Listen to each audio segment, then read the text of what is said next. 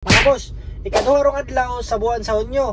First day of June ay naay buyer from Zamboanga City ni request nga pwede ba ipaagto ang unit sa Talamban kay nayang igagaw para mo view sa sakinan. So ako giagto sa Talamban, naka-view na ang iyang igagaw, so approve man siya igagaw. Natawag si sir nako nga, sir okay akong igagaw sa unit. Then nisalig ra sa ninyo kay nakita ko sa video nga imong gisend nako. Nisalig ra sad siya nato. And then paguman ni reserve. Then karon nga adlaw mga boss, ikaduhang adlaw sa Hunyo, naay buyer ni kanit lag chat sa atong 2012 Mitsubishi Adventure nga manual transmission. Nakita mi ni ma'am, unexpected kayo nga ila dang ibaryan karong adlaw. Karon nga adlaw na ako diri sa El Corso kay para ipakita ninyong sakyanan nga bag-o nakuha mo ni siya ang 2020 Toyota Rush G automatic transmission. So kuyugi ko ninyo mga boss, ato nang i-check. Let's go.